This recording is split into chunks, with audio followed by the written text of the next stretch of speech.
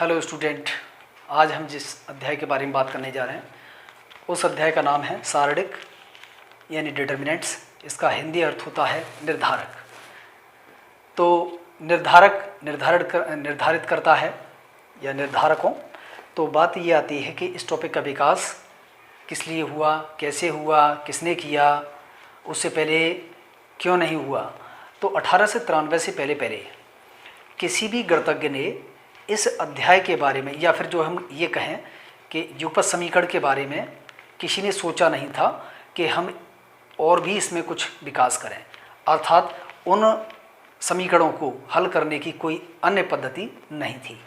तो एक नई पद्धति आई 1893 के बाद, यानी 1893 में जो लेबनीज नामक वैज्ञानिक ने यानी गणितज्ञ ने इसमें बहुत अपनी महत्वपूर्ण भूमिका निभाई। उन्होंने युगपत समीकरणों को विलोपन विधि के माध्यम से हल करने का एक नियम लेके आए। तो वैसे समीकरण आप जो सभी लगभग नॉर्मली सॉल्व कर लेते हैं, जैसे x + y = 5 है, x माइनस सपोज दैट मैं यहाँ पर कोई एक लिखूँ कि x + y = 2, x - y = 4। तो इस तरीके से इन्हें हल किया जाए तो जोड़ने और घटाने पर आप जो इनको हल कर सकते हैं और x और y का मान ज्ञात कर सकते हैं। एक तो तरीका ये रहता है। तो यहाँ पर इनके लिए और भी कोई नियम नहीं निकल के आई या फिर नए नियम का निगमन या नए नियम यहाँ पर जो कोई भी खोजे नहीं गए, जिससे कि जो है युगपत समीकरणों में भी आगे और भी विकास किया जा सके।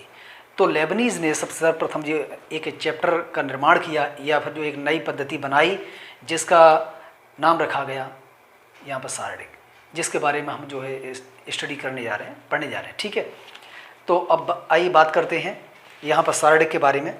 तो सारणिक आप इससे संबंधित एक चैप्टर पढ़ चुके हैं जिसका नाम था आव्यूह।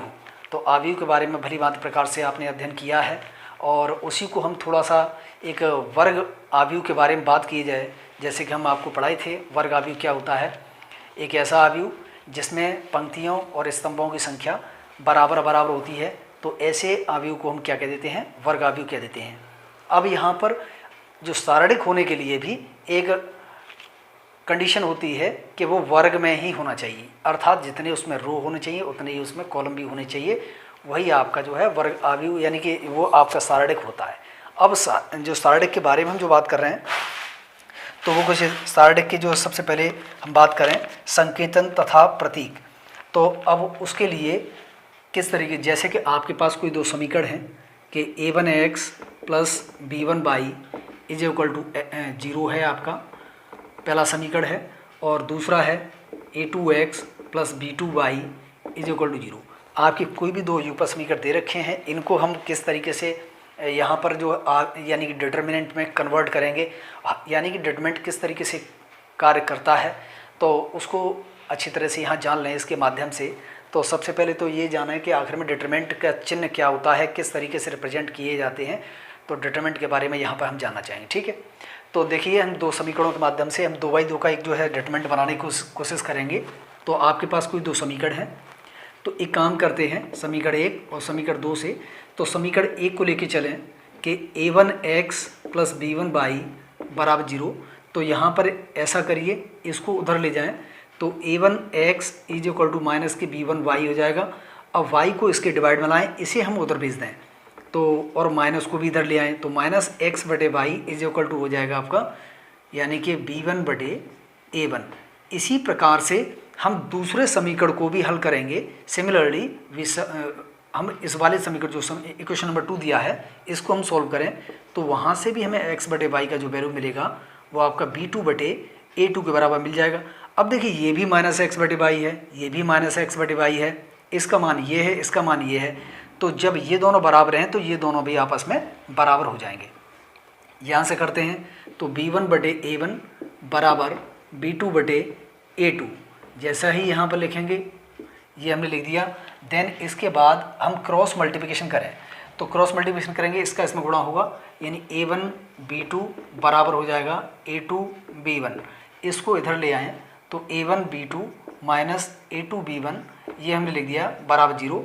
तो इसी को हम क्या करें, एक इस प्रकार से दो आपके दो डंडों के अंदर घिरे हुए पोर्शन को लिख देते हैं। तो यहाँ पर इसी चीज़ को हम एक इस तरीके लिखें, जैसे A1 B1 A2 B2। अब इसको सॉल्व कैसे करेंगे? सॉल्व करने का तरीका इसका इसमें मल्टीप्लाई, ये आपका मुख्य विकर्ण कहलाता है। ये मैं आव्यूह में अभी आपको पढ़ा चुका हूँ, ये आपका मुख्य विकर्ण कहलाता है। तो इनका आपस में मल्टीप्लिकेशन, मुख्य विकर्ण में जो अवयव हैं उनका आपस में गुणा कर देंगे, बीच में माइनस लगाएंगे, इन दोनों गुणा कर देंगे, यानी दूसरा जो विकर्ण है उसका गुणा करके बराबर 0 चल रहा था। तो इस तरीके से हम इनको सॉल्व कर लेते हैं। ये जो एक आपका जो बनाया हुआ है एक बॉक्स टाइप का, या एक इसी चीज़ को एक नए तरीके से लिखा है, इसी का नाम क्या कह देते हैं? सारणिक कह देते हैं। ठीक है, तो सारणिक के बारे में आपको पता चल गया कि सारणिक क्या होता है। अब यहाँ पर हम एक 3x3 का भी लेके आपको बता देते हैं इसे, लेकिन जो शॉर्ट में यदि लिखें इसी चीज़ को हम यदि शॉर्ट में लिखें यहाँ पर, तो शॉर्ट में केवल हम लिख देंगे A1 B2, बस इस तरीके से लिख देंगे। तो इसका अर्थ आपका हो जाता है कि ये सारणिक है, यानी कि उसके मुख्य विकर्ण के अवयव लिख दिए जाते हैं, तो वो भी आपका एक क्या कहलाता है? सारणिक ही कहलाता है। अब हम बात यहाँ पर करें 3x3 के लिए, तो 3x3 का जो सारणिक है उसे किस प्रकार से हल करेंगे? ये तो आपका 2x2 का कहलाएगा। तो अब यहाँ पर हम 3x3 के सारणिक के लिए बात करते हैं, तो आपके पास 3 समीकरण होने चाहिए। देखिए, अद्वितीय हल के लिए होता क्या है, जितने वेरिएबल होते हैं उतने ही समीकरण भी होने चाहिए, तभी उसका अद्वितीय हल निकल सकता है, अन्यथा नहीं निकल सकता। तो बात करें हम जो है 3 समीकरणों की कि A1x B1y plus C1z is equal to 0। दूसरा आपका समीकरण है वो आपका A2x B2y C2z is equal to 0। तीसरा है आपका A3x B3y C3z is equal to 0। तो अब आपके पास 3 समीकरण हैं, 1 2 3।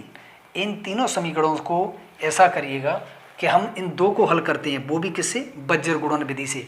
यानी कि हम इन 2 समीकरणों को जो आपका सेकंड एंड थर्ड दे रखा है, इन्हें हम क्रॉस मल्टीप्लिकेशन मेथड यानी बज्र गुणन विधि से सॉल्व करेंगे। तो बज्र गुणन विधि से सॉल्व किस तरीके से करते हैं? आप 10th स्टैंडर्ड में इसके बारे में पढ़े होंगे कि x बटे इज इक्वल टू बीच वाला माइनस में ले लिया हमने, y बटे और z बटे, इस तरीके लिया जाता है। तो x बटे लिखा है तो x वाले टर्म्स को हम हाइड करेंगे, छुपा लेंगे। ठीक है, x के बटे जो आना है तो इसको हमने हाइड किया, और इसका मल्टीप्लिकेशन इसमें यानी B2C3 माइनस B3C2 ये लिख दिया हमने। y के बटे में लिखना है तो हम y वाले को हाइड करेंगे इस तरीके से इसको, तो इसका मल्टीप्लिकेशन इसमें यानी A2C3 माइनस A3C2 ये लिख दिया हमने। इसी प्रकार से z के बटे में लिखना है तो z को हम हाइड करेंगे, तो यहाँ पर A2B3 माइनस A3B2 ये हमने लिख दिया। ठीक है, जैसे ही इतना लिखा हुआ है तो देन इसके बाद अब यहाँ पर क्या होगा कि बराबर कोई क्वांटिटी आप k मान लीजिए, तो x का वैल्यू निकालें तो x इज इक्वल टू ये इसके, देखिए ये इसके बराबर है, ये इसके बराबर है, और इसका मान k के बराबर है, तो ये सभी k के बराबर हो जाएंगे। अर्थात ये बराबर हम k के लेके चलेंगे तो ये आपका उत्तर बन जाएगा, यानी k इंटू हो जाएगा B2C3 माइनस B3C2। ऐसे ही आप y निकालेंगे तो माइनस में वैल्यू निकलेगा, तो माइनस का k, क्योंकि माइनस को भी उधर भेज देंगे, तो ये आपका हो जाएगा A2C3 माइनस A3C2, और z का जो वैल्यू निकालेंगे वो हो जाएगा k into A2B3 minus A3B2 ये निकल के आ गया। अब x y z के जो मान है वो आप समीकरण नंबर 1 में लगा दें। तो जैसे हम देखिए 1 में लगाते हैं तो क्या निकल के आएगा, समीकरण 1 में इन सभी मानों को लगाएं इस वाले में, तो x y z की जगह पर, तो क्या आ जाएगा A1, और ये आपका k के रूप में लिखा हुआ, तो k हम सबसे पहले ले लेते हैं, यानी A1 इंटू k, और ये हो जाएगा B2C3 माइनस B3C2। ऐसे ही y का वैल्यू लगाएंगे, लेकिन y का यहाँ माइनस में है तो माइनस यहाँ पर आ जाएगा, यानी माइनस B1 इंटू k हो जाएगा, और ये बनेगा आपका A2C3 माइनस A3C2। इसी प्रकार से अब यहाँ पर हम प्लस अब z का वैल्यू लगाएं तो ये हो जाएगा C1 इंटू k और ये A2 B3 minus A3 B2 ये हमने लगा दिया और इक्वल टू 0 चल रहा था पहले से ही। तो अब ये ऐसा करिए k यहाँ से सभी से कॉमन आ सकता है। k एक कांस्टेंट क्वांटिटी थी जो शून्य के बराबर नहीं हो सकती, यानी k को यहाँ से हम कॉमन ले लें तो यहाँ पर क्या बचेगा A1 B2 C3 minus B3 C2 minus B1 A2 C3 minus A3 C2 plus ये आपका C1 बाहर है यानी C1 A2 B3 minus A3 B2 बराबर 0। अब देखिए दो फैक्टर हैं, इनका मल्टीप्लिकेशन शून्य के बराबर है, या तो ये शून्य होगा या फिर ये पूरा शून्य होगा। ये शून्य हो नहीं सकता क्योंकि कांस्टेंट क्वांटिटी हम पहले से ही बता चुके हैं। तो k is not equal to 0, तो k को हम 0 में डिवाइड कर देंगे तो क्या बचेगा, तो यहाँ बचेगा आपका A1 B2 C3 minus B3 C2 minus B1 A2 C3 minus A3 C2 plus C1 A2 B3 minus A3 B2 बराबर 0। ये निकल के आ जाएगा। अब इसी सिस्टम को हम इस तरीके से लिख दें, यानी इसी सिस्टम को ऐसे लिख दें A1 B1 C1 A2 B2 C2 A3 B3 C3 ऐसे लिख दें तो ये आपका एक क्या कहलाता है, सारणिक कहलाता है। ठीक है, इसी को हम क्या कह देते हैं, सारणिक कह देते हैं। और इसी को निकालने का तरीका, अब 3/3 को कैसे सॉल्व करते हैं वो भी हम यहाँ अभी बता दे रहे हैं आपको। जो है ऊपर के इक्वेशंस को हम जो रफ कर दे रहे हैं यहाँ पर, तो यहाँ पर इसको निकालने का तरीका क्या होता है वो भी आपको बता दे रहे हैं। जैसे देखिए हम R1 के सापेक्ष इसका विस्तार कर रहे हैं सबसे पहले। ठीक है, R1 आपका क्या है, प्रथम रो है, ये द्वितीय रो है, तृतीय, यानी first row second row third row, ये first column second column third column. तो फर्स्ट रो के रेस्पेक्ट में इसको हम एक्सपेंड कर रहे हैं। ठीक है, तो ये हो जाएगा, सबसे पहले A1 लिखेंगे, देन इसके बाद A1 लिखने का तरीका, यानी कि अब चिन्ह इसके किस तरीके चलते हैं, plus minus plus minus plus minus plus minus plus, इस तरीके चिन्ह चलते हैं, जैसा कि मैं आव्यूह में आपको पहले ही इसके बारे में बता चुका हूँ अच्छी तरह से। तो A1 के साथ में यहाँ क्या लिखा जाएगा, इसको हाइड करेंगे, A1 के नीचे का हाइड कर लेंगे, तो जो बचा है वो यहाँ पर आ जाएगा, यानी B2 C2 B3 C3। यहाँ पर बीच में माइनस आता है, यानी सेकंड आपका जो चिन्ह है वो माइनस का है, तो B1 लिख दिया हमने। यदि यहाँ ऑलरेडी पहले से माइनस लगा होता तो यहाँ पर डेफिनेटली ये प्लस का हो जाता। यहाँ पर लिखेंगे इसे कि B1 के नीचे का हाइड करेंगे, ये तो ऑलवेज हाइड रहना ही है, तो B1 के नीचे का ये हाइड, तो ये वाले लिख दिए जाएंगे, यानी A2 A3 C2 C3 plus C1 लिखेंगे और देन आगे का लिख देंगे इसमें, यानी कि C1 के नीचे का हाइड करेंगे ये वाला, तो ये बचा, इसे हम लिख देंगे A2 A3 B2 B3, ये लिख दिया।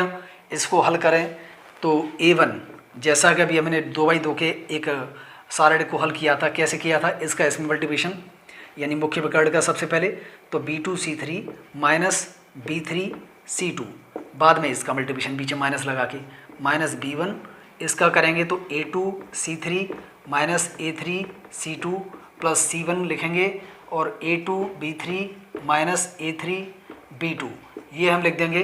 तो आप देखिए यहाँ से मिलान कर लीजिए कि कितना निकल के आ रहा है, पहले भी इतना वैल्यू था या नहीं था। आप देखिए ये जो लिखा हुआ है सेम ये जो लिखा हुआ है, दोनों इक्वल हैं, अर्थात इसको एक्सपेंड करने का हमने तरीका यहाँ निकाल लिया। इस तरीके से हम कितने बाई कितने का कोई भी आपका सारणिक दिया जाए और उसको हम आसानी से एक्सपेंड कर सकते हैं। यह आपका जो है प्रथम रो के सापेक्ष किया है, ऐसे ही आप कॉलम के सापेक्ष भी कर सकते हैं। कॉलम के सापेक्ष करना है इस ऐसे, तो यहाँ पर A1 आता, यहाँ पर A2 आता, यहाँ पर A3 आता, बाकी के जिस तरीके नियम जो था, जैसे कि A1 लिखेंगे यहाँ पर तो A1 के सापेक्ष इसको भी ऐड करेंगे, इसको भी ऐड करेंगे, यानी यही लिखा जाता। A2 लिखते हैं यहाँ पर तो आपका ये वाला ऐड करेंगे, ये से ऐड करते तो B1 C1 और B3 C3 यहाँ पर आता। और यहाँ पर जो आपका लिखा जाता है A3, तो यहाँ पर क्या करते हम, इसको ऐड करते, इसको ऐड करते, तो ये वाला जो पोर्शन यहाँ आ जाता। इस तरीके से हम जो इसे सॉल्व कर सकते हैं। किसी भी तरीके से इसका एक्सपेंशन करें, इसके मान में कोई भी परिवर्तन नहीं आता है।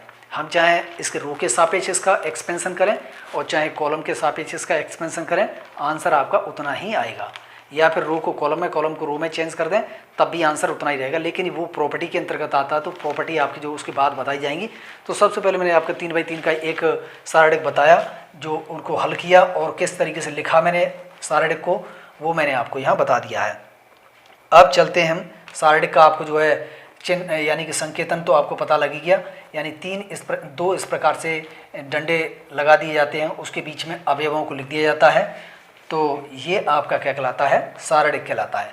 अब इसके क्रम या कोटि की बात करें तो जिसमें जितनी आपकी पंक्तियां होती हैं और जितने स्तंभ होते हैं वही इसका क्रम या कोटि कहलाता है। देखिए, और एक याद रहे हमेशा कि सारडिक की जो शेप होती है हमेशा वर्गाकार होती है, यानी उसमें जितने रो होंगे उतने ही उसमें कॉलम भी होते हैं। यानी 1 2 3 1 2 3 यानी 3x3। तो इसका क्या कहलाएगा, इसका क्रम या कोटि कहलाएगा। तो ये इसका नियम है यहाँ पर जो। और यदि ऐसा नहीं है, यदि सारडिक का चिन्ह तो आपको पता लगेगा इस तरीके से होता है, जबकि आव्यूह में थोड़ा सा इधर से ऐसे निकाल देते हैं, ब्रैकेट टाइप का लगा देते हैं, जबकि ये आपके सीधे खड़े 2 डंडे होते हैं तो वो आपके लिख दिए जाते हैं। ये चिन्ह हो जाता है आपका सारडिक का। तो आव्यूह और सारडिक में ये आपका डिफरेंस होता है। तो अब बात यहाँ पर करते हैं इसको शॉर्ट यानी संक्षेप में किस तरीके लिखेंगे। जैसा मैंने पीछे भी आपको 2x2 के आव्यूह सारडिक को लिखा था, केवल मैंने मुख्य विकर्ण के अवयवों को लिख दिया था, वो संक्षेप में लिखने का तरीका था।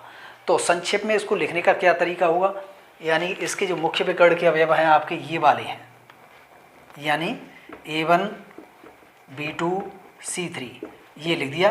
तो ये संक्षेप में लिख दिया, तो इसका अर्थ भी यही है कि ये एक क्या है, सारडिक है। ठीक है, तो सारडिक के संक्षेप में लिखने का मैंने आपको तरीका बता दिया है। अब यहाँ बात हम करते हैं जो सारडिक के बारे में। तो सारडिक के रूप एवं अवयव। तो देखिए, अब यदि ये 2x2 का है, 2x2 का है तो इसका मतलब है 2 का स्क्वायर, यानी 4 इसमें तत्व होंगे ये 2x2 में। ऐसे ही 3x3 का है तो इसका मतलब है 3 का स्क्वायर, यानी उसमें कितने होंगे, 9 अवयव होंगे। और डॉट डॉट ऐसे ही आपका n/n का है तो इसका मतलब उसमें कितने एलिमेंट होंगे, n² अवयव होंगे। ठीक है, तो इस तरीके से उसके अवयवों की संख्या आसानी से निकाली जा सकती है। तो अब यहाँ बात कीजिए सारडिक का जो विस्तार, मैंने आपको समझा ही दिया है कि किस तरीके से उसका विस्तार कर देते हैं। जैसा कि अभी ये 3x3 का मैंने विस्तार करके बताया था, प्लस माइनस, बस इन चिन्हों का थोड़ा सा ध्यान देना है। यदि ऑलरेडी किसी प्रश्न में उसके चिन्ह लगा के दिए गए हैं तो उसको जो है आप इसमें इंक्लूड करेंगे साथ में, तो उसके आधार पर इसके चिन्ह चेंज हो जाएंगे। तो मैंने आपको इसका एक्सपेंशन बता दिया है। ठीक है, तो अब चिन्ह जो मैंने बताए थे, plus minus plus minus plus minus plus minus plus, तो ये आपके चिन्ह हैं। इन चिन्हों के आधार पर आप किसी भी पंक्ति या किसी भी स्तंभ के सापेक्ष उसका एक्सपेंशन आसानी से ज्ञात कर सकते हैं, ये हमेशा याद रहे। लेकिन चिन्ह आपको इन्हीं का उपयोग करना है जो चिन्ह आपके दे रखे हैं, यानी जो बनाए हुए हैं यहाँ पर, उन्हीं चिन्हों के अनुसार या उन्हीं चिन्हों के आधार पर आप किसी भी सारडिक का एक्सपेंशन आसानी से ज्ञात कर सकते हैं। तो ये तो रहा इसमें एक्सपेंशन की बात। तो अब यहाँ पर जैसे कि एक छोटा सा मैं एग्जाम्पल लें, आपके छोटा सा एग्जाम्पल एक, जैसे 4 6 और -3 और 2 ये लिखा हुआ है, तो इसका एक्सपेंशन क्या होगा। तो एक्सपेंशन के लिए आप एक काम करेंगे, इसका आपस में सबसे पहले मल्टीप्लिकेशन करते हैं, यानी 4 दूनी 8, बीच में माइनस लगाते हैं, इसका मल्टीप्लिकेशन आपस में करेंगे तो ये कितना है, 6 3 18, लेकिन ये माइनस ऑलरेडी पहले से है तो माइनस का 18 आएगा। तो माइनस इंटू माइनस ये प्लस हो जाता है, यानी 8 प्लस ये 18, यानी ये आपका हो जाएगा 26। तो इस तरीके से आपने 2x2 के आव्यूह सारडिक को बहुत आसानी से सॉल्व कर लिया। अब यदि यही बात हम करते हैं यहाँ पर 3x3 के लिए, तो 3x3 का जो है एक कोई सारडिक दे रखा है, उसको हम किस प्रकार से हल करेंगे या एक्सपेंशन किस प्रकार से ज्ञात करेंगे तो वो भी जान लीजिए। जैसे आपका एक एग्जाम्पल ले लेके चलते हैं हम, तो एग्जाम्पल किस तरीके का दे रखा है वो ध्यान दे लीजिए। जैसे लिखा हुआ है 0 sin alpha minus cos alpha minus sine alpha, 0 sin beta cos alpha minus sign beta 0, ये लिखा हुआ है। तो ये 3x3 का है। और इसको आपको एक्सपेंड करना है। तो आप जैसा मैंने बताया प्लस माइनस प्लस, या माइनस लगा है तो प्लस की जगह फिर माइनस ही आएगा। तो देखिए सबसे पहले जीरो लिखेंगे, इस वाले जीरो को, देन इसके बाद हम इस तरीके से बनाएंगे। तो जीरो R1 के रेस्पेक्ट में हम इसको एक्सपेंड कर रहे हैं, तो ये तो ऑलवेज आपका हाइड रहेगा और इसके नीचे का, जीरो के नीचे का। तो जो बचा है इस वाले पोर्शन को यहाँ पे लिखते हैं, ये लिख दिया हमने साइन बीटा और साइन बीटा, माइनस बीच में आता है। इसके बाद साइन अल्फा को लिखेंगे जो आपका दिया गया है, ये इसके नीचे का भी हाइड कर लेंगे, ये तो ऑलवेज रहेगा ही रहेगा। तो माइनस के साइन अल्फा और ये साइन बीटा कॉस अल्फा और ये शून्य। इसके बाद माइनस जो प्लस आता है यहाँ पर, लेकिन ये माइनस लगा हुआ तो माइनस लिखेंगे यहाँ पर, और यहाँ पर लिखेंगे ये आपका हाइड हो जाएगा, ये तो है ही ऑलरेडी, तो ये वाला पोर्शन यहाँ आ जाएगा। तो माइनस साइन अल्फा शून्य cos alpha minus sign beta. तो इस तरीके से इसका एक्सपेंशन हो रहा है। अब देखिए जीरो का मल्टीप्लिकेशन किसी भी क्वांटिटी में करते हैं वो ऑलवेज आपका जीरो हो जाता है। माइनस ये वाला माइनस साइन अल्फा, अब यहाँ पर इसका एक्सपेंशन करें तो इसका आपस में मल्टीप्लिकेशन करेंगे तो शून्य हो जाएगा, क्योंकि जीरो का मल्टीप्लाई करें जीरो रहेगा, बीच में माइनस आता है। साइन बीटा का मल्टीप्लिकेशन कॉस अल्फा से, यानी cos alpha into sine beta, ये होगा माइनस के कॉस अल्फा। यहाँ पर इसमें आपस में करेंगे तो माइनस इंटू माइनस प्लस रहेगा, तो sine alpha into sine beta हो जाएगा। ये sine alpha sign beta minus zero का इस मल्टीप्लिकेशन करेंगे तो जीरो हो जाएगा। तो इस तरीके देखा जाए इसका मल्टीप्लाई इसमें करेंगे तो माइनस इंटू माइनस ये प्लस हो जाएगा, क्योंकि जीरो में से कुछ भी संख्या घटाई जाती है तो माइनस की उतनी ही लिख दी जाएगी, और माइनस का इसका मल्टीप्लिकेशन इसमें करेंगे तो ये प्लस का हो जाएगा, यानी sine alpha sign beta into cos alpha, ये आ जाएगा। इसके बाद माइनस इसका मल्टीप्लिकेशन इसमें करेंगे तो वही साइन अल्फा, इसको पहले लिख दे रहा हूँ, इसे इसके बाद साइन बीटा और देन ये कॉस अल्फा, ये लिख दिया। तो देख रहे हैं यहाँ पर ये पूरी संख्या प्लस की है, ये माइनस की है, लेकिन सेम है, इसलिए से कैंसिल हो जाएगी, यानी जीरो निकल के आ जाएगा। तो इस तरीके से हम एक 3/3 के सारडिक को सॉल्व करती है। तो इस तरीके से कोई भी आपका सारडिक जो 3/3 का दे रखा है, देन इसको बहुत आसानी से हल किया जा सकता है। तो ये तो आपका इस तरीके ट्रिग्नोमेट्रिक फॉर्म में दिया था, आपको एक कांस्टेंट फॉर्म में दिया जा सकता है, अलजेब्रिक फॉर्म में भी दिया जा सकता है, ट्रिग्नोमेट्रिक में भी आ सकता है, किसी भी रूप में आए, लेकिन सॉल्व करने का जो तरीका है आपको चिन्हों को ध्यान देना है, वो इसी आधार पर देना है। देन आप ऐसे सॉल्व करेंगे तो निश्चित रूप से आपका वो प्रश्न कभी गलत नहीं होगा और वो एक्सपेंड आसानी से हो भी जाएगा। तो अब बात हम करते हैं यहाँ पर एक अन्य प्रश्न की। यहाँ पर जो एक्सरसाइज में रहेगा, पहली वाली एक्सरसाइज में तो किस प्रकार के प्रश्न रहेंगे, उसमें से मैंने कुछ प्रश्नों को लिया है जो कि थोड़े से डिफरेंट हैं। उन प्रश्नों को मैं यहाँ हल करके आपको बता दे रहा हूँ। तो देखिए किस प्रकार के प्रश्न रहेंगे। जैसा कि देखिए एक है इस तरीके से कि 5a2 इज इक्वल टू दे रखा है किसके बराबर 2 1 3 2। अब इस प्रश्न में कहा है a का वैल्यू फाइंड कीजिए।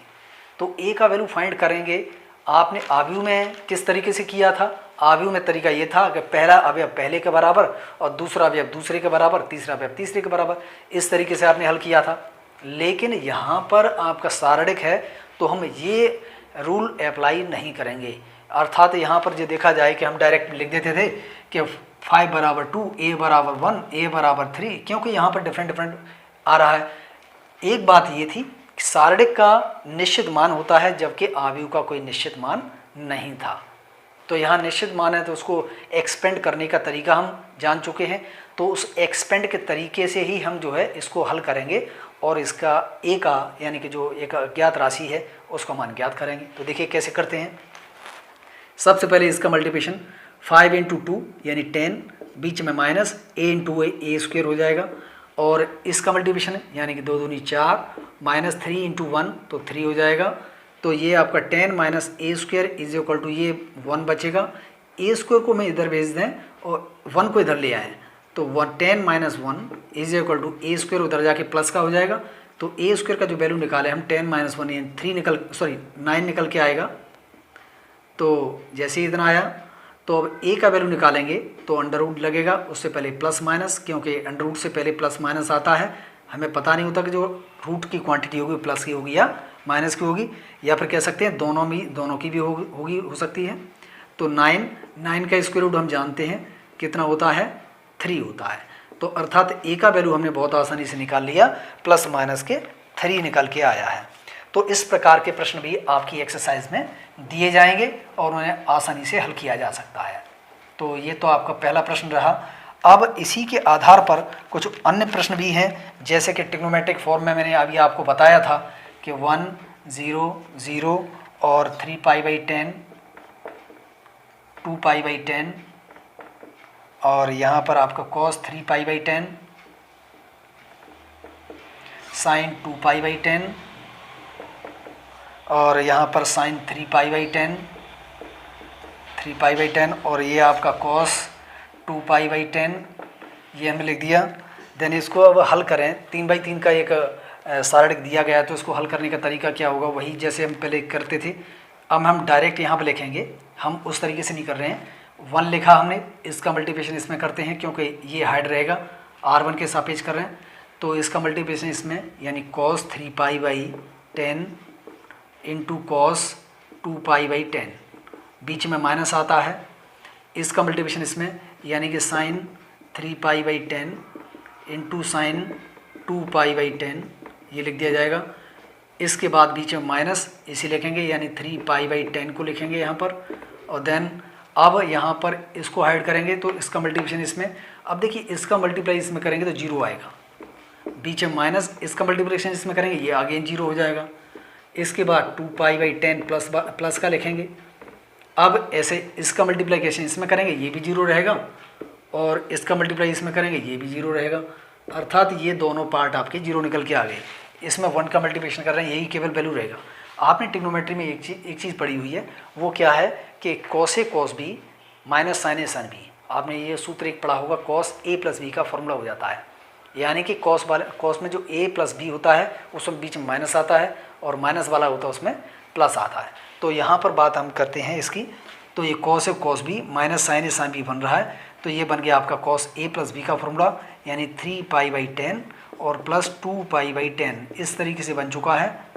तो ये आपका cos हो गया कितना, यहाँ पर 10 LCM, तो 3π और प्लस 2π, क्योंकि नीचे का आपका जो हर होता है वो सेम हो जाता है, तो हम अंशों को जोड़ देते हैं, यानी ये हो जाएगा cos 5π/10 के इक्वल। तो 5 से आपका 2 टाइम्स कैंसिल हो जाएगा, यानी cos ये बचेगा π/2, यानी π/2 का मतलब 90, और cos 90 का वैल्यू क्या होता है, 0 हो जाता है ट्रिग्नोमेट्री में। तो इस तरीके से हमने इस प्रश्न को बहुत आसानी से कर लिया है। ठीक है, तो इस ऐसे भी प्रश्न हैं आपके, तो अन्य प्रश्न भी हैं एक्सरसाइज में, तो उनको भी हम ऐसे ही सॉल्व करेंगे। एक छोटा सा एक प्रश्न बता दे रहा हूँ यहाँ पर, तो यहाँ दिया गया है प्रश्न आपका, वो क्या है, वो ये है 3 1 - 4 और 3 2 5 1 - 1 3, इसका वैल्यू 49 दे रखा है। तो वैल्यू निकालना है किसका, निकालना है 6 6 2 3 6 -3 -16 और 20 और 12। इसमें देखिए कॉमन लेने का जो सिस्टम है इन प्रश्नों में, वो किस तरीके कॉमन लेते हैं, यानी रो से अलग कॉमन, एक रो से अलग कॉमन आ जाएगा, एक कॉलम से अलग कॉमन आ जाएगा। तो यहाँ से देखिए क्या कॉमन आ सकता है, 2 कॉमन आ सकता है, इस जगह से 2 कॉमन, इस जगह से कितना 3 कॉमन, इस जगह से कितना 4 कॉमन, तो बाकी जो बचेगा 3, यहाँ हमने 2 कॉमन लिया है तो 3 3 1 बचेगा, यहाँ से 3 कॉमन लिया है तो 1 2 -1 बचेगा, यहाँ से 4 कॉमन लिया है तो -4, और ये आपका 5 और ये 3 आपका बचेगा। इतने का वैल्यू हम ऑलरेडी पहले से जानते हैं, वो ये दे रखा 49, तो 2 × 3 × 4 × 49, इनका आपस में मल्टीप्लिकेशन कर लेंगे, जो भी निकल के आएगा वही इसका सॉल्यूशन कहलाएगा। तो इस तरीके से आपकी एक्सरसाइज के प्रश्न दे रखे हैं और बहुत आसानी से इन्हें हल कर सकते हैं। तो मिलते हैं नेक्स्ट अगले वीडियो में।